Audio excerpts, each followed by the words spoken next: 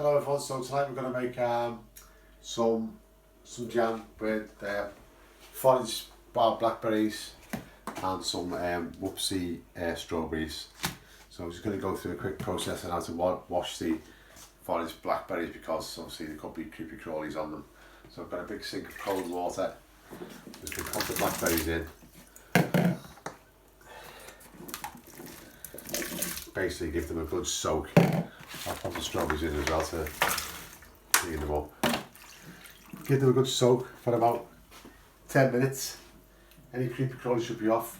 After that, drain the water, sprinkle a little tiny bit of salt on the top, mix that in, add some more water again to the same level, leave for 5 minutes, and then lift the fruit out onto the clean draining board and just let it drain, because the more water you get out of the fruit now, the less cooking time in the pan, because obviously when you're making jam without pectin, you need to purge all the moisture out, so that gives you a good jam. I'll see you in a minute at the stove. Here we are, we're going to do the cooking the jam. It's quite simple really. We've got 3 basic ingredients. We've got the fruit, we've got the sugar, and we've got lemon juice. So lemon juice just gives a little bit of tart to the very sweet fruits. The dark fruit should have some natural pectin in, but we're going to just cook it all out nice and thick, and I'll show you later on in the video how to test it to see if the jam's going to set once it goes into the jars. Storage jars are all here. These are the lids with a little clicky on the top, so when it seals with the warm jam, it'll suck that seal down, and you'll know by pressing that it's still sealed. So, over the gas, make sure it's lit. In with the fruit. I'm using the thickest pan I've got. It'll take the heat. It's actually my favourite pan. It's an old pressure cooker pan. So we're using about half sugar to fruit, the quantities. So you need to weigh it. You need to weigh your fruit, and then half that will be your weight of your sugar. A lot of recommendations is use equal quantities of sugar to fruit, but I think with these berries being quite sweet anyway, you're not on a lot of natural sugar already in there. So the liquid off the fruit will dissolve the sugar. We'll cut it down.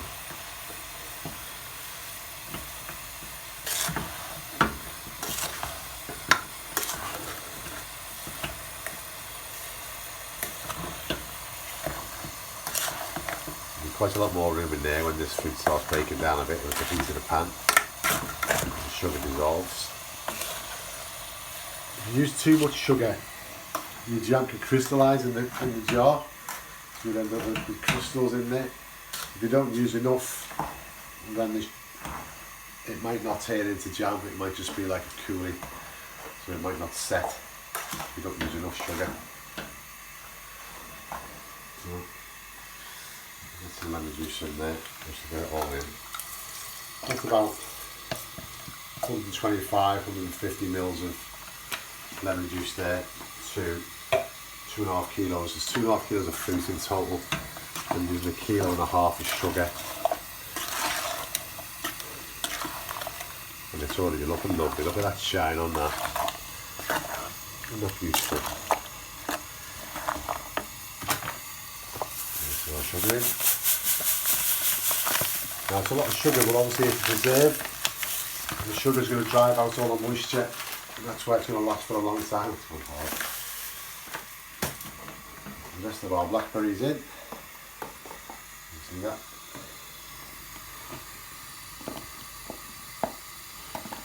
These are all picked off the railway line at the back of my house. Me and my grandson picked all them.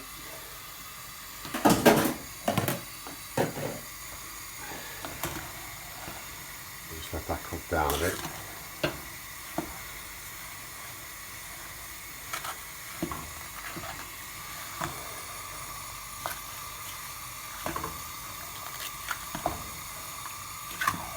So we're going to bring it to the boil and let it simmer.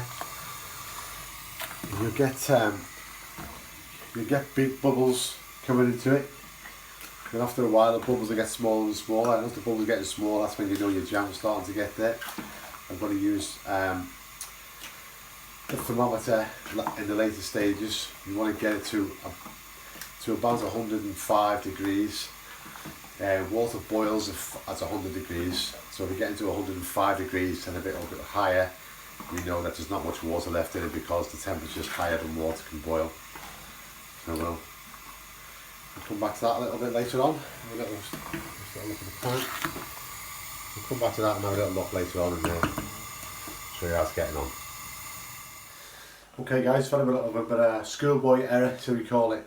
You've seen the large pan before. The pan was not big enough for all the fruit, so once you get heat in the pan, obviously it's going to expand. So while the camera was off, I switched it into 3 smaller pans, or 3 pans. So now I've got all these 3 pans going at once. But bearing in mind, that was 2.5 kilos of fruit, nearly 3 kilos of fruit, and 1.5 kilos of sugar. We boiled it down in 3 different pans.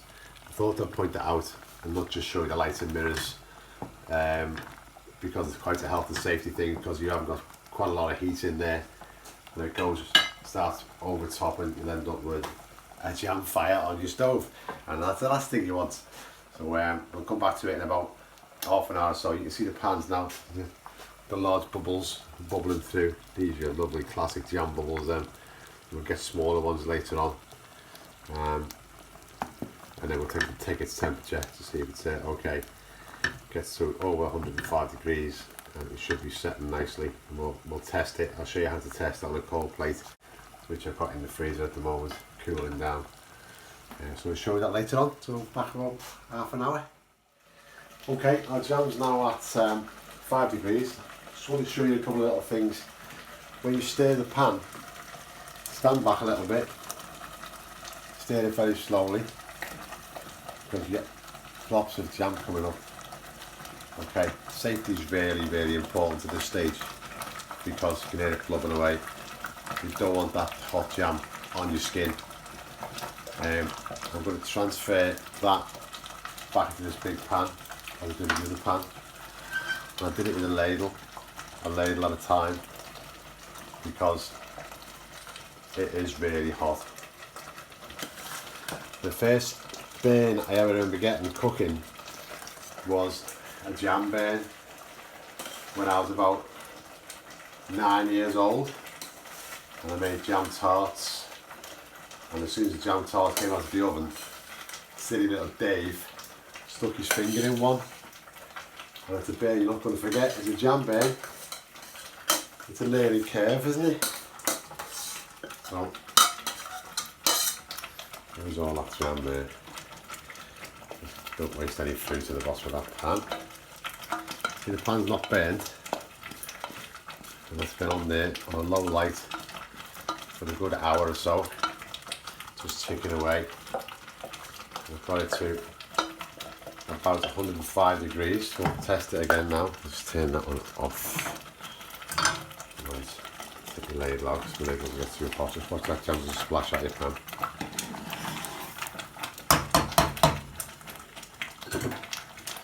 So, thermometer. Most people have got these, use it for meat and stuff like that. You can use it for your jam. Come on.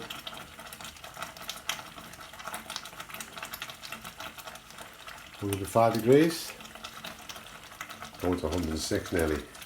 I'll just show you another method of testing it. I'll get this plate out of the freezer. Pyrex plate.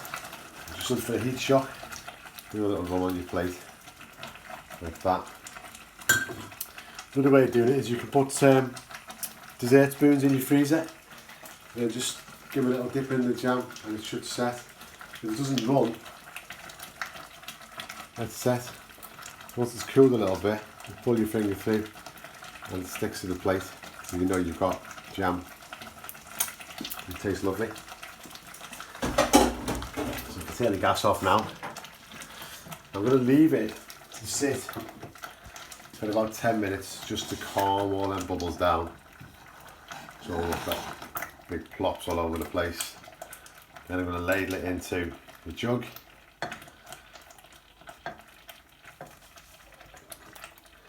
That's a beautiful shine on that, isn't it? And then I'm going to pour it into my jam jars, which I've washed before and set them all ready. So they don't quite come to the top. Come to about there. That should be perfect. Then I'll leave that for about 10 minutes to set. Then I'll put the lid on, hand tight, and once it cools down, the cooling will suck that cap into it. So whilst that cap's flexed down, you know it's still airtight and fresh. And so see it's popping like that. It's not. So take that back off there. And that's the jam. Hope you enjoy it. Some of the family will get a jar. Some friends will get a jar, and they can stick it on the toast in the morning. Thank you very much.